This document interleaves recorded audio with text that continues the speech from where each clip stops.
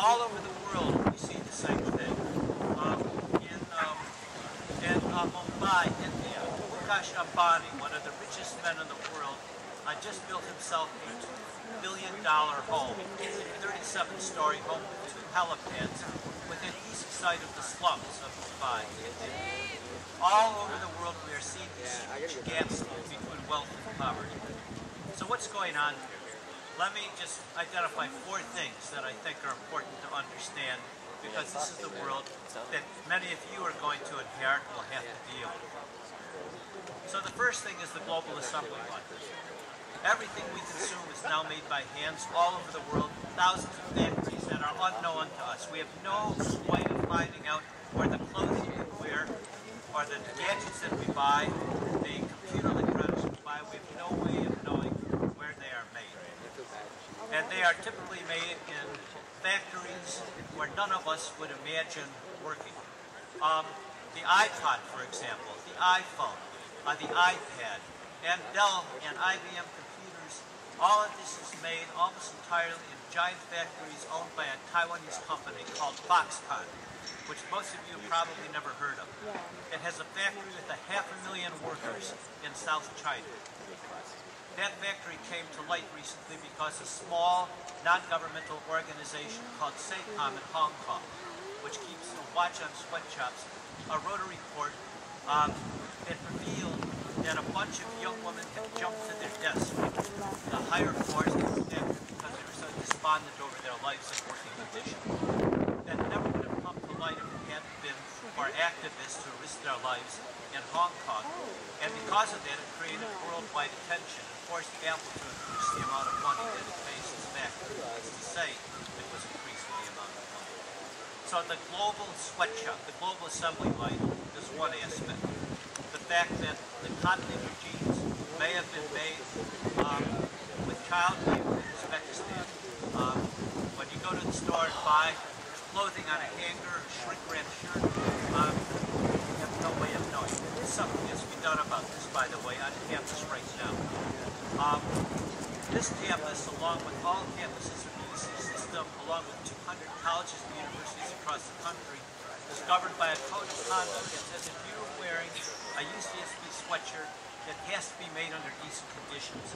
It has to be made in a factory where workers are paid a living wage, where they can form a labor union, go on strike, and represent themselves.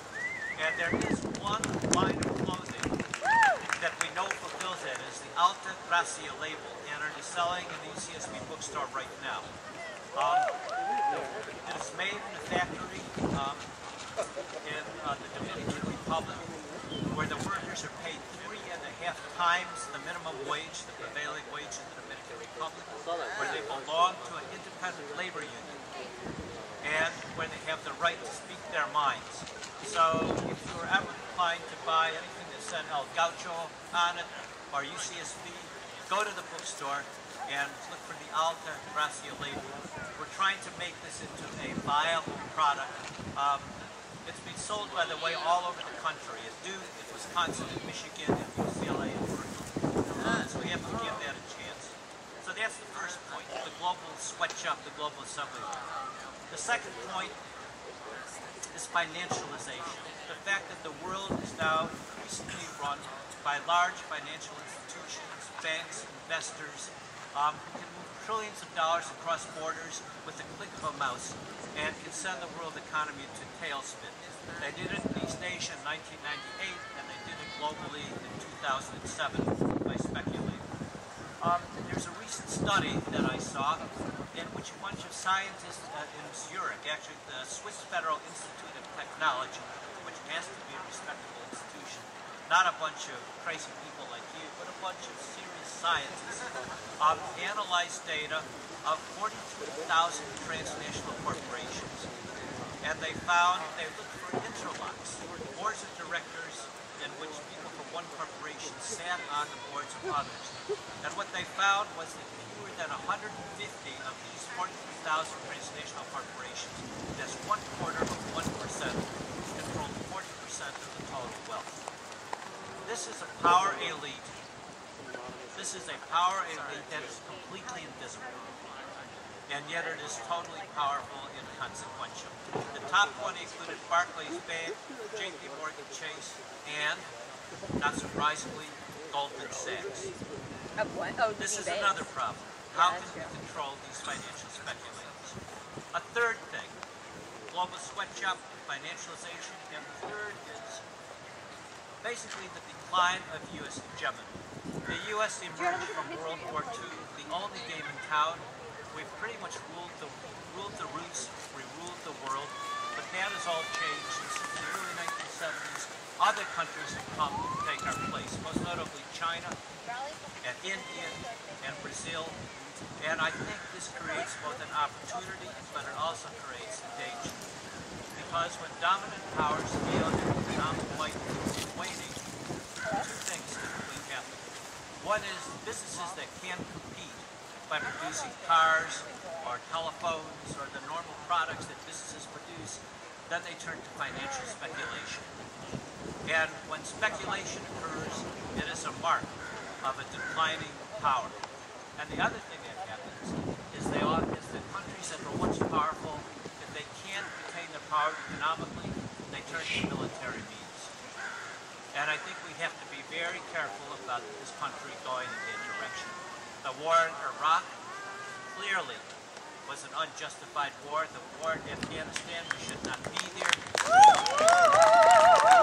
And the latest thing that was revealed in the British newspaper, The Guardian, is that the Obama administration is considering attacking Iran's nuclear facilities under pressure from Israel. Because according to the report that's about to be released, Iran may be moving towards developing nuclear weapons. Getting embroiled in another war in the Middle East would be a disaster. And that's something we all have to speak out against.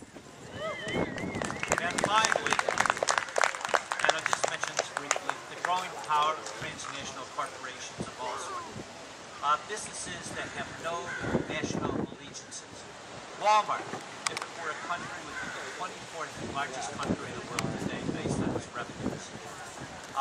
If you look at the largest 50 economies in the world, countries and corporations, 6 of the largest 50s are oil companies. So this is the world that we live in. So what can we do about it? Well, all over the world we see signs. The Eurozone is on the verge of collapse now. All over Latin America we have seen the rise of leftist governments that have pushed back against market liberalism, the Washington Consensus, the idea that the job of the government is to get out of the way of businesses. And as I said earlier, even in Bolivia, Evo Morales, a popular leader who comes from the people, has been challenged when he was making an opportunity for businesses to move into Amazonia on a road. So there's a lot that can be done. There's a lot that can be done because you can now connect up with your counterparts everywhere in the world. I think at the end, someone asked John, what can you do? I have a number of suggestions. One is to go to the bookstore and tell your friends to buy Alta Gracia, which is one product you know was not made in a sweatshop. You can walk into their factory and see what is going on there. Another thing you can do is join the organization that is co-sponsoring this, the Campus Human Rights Board. It was created by Global Studies students a couple of years ago. It has become a force on campus. It's a coalition of many organizations, and they do great stuff. And human rights, by the way, is a broad thing. It includes labor rights. It includes environmental rights. It includes basically the right to live a decent, sustainable, humane life. I would say that whatever you decide to do, part of your life should be devoted to leaving this planet a better place than my generation has left it for you. The future really is in your hands. I wish you luck. Thank you.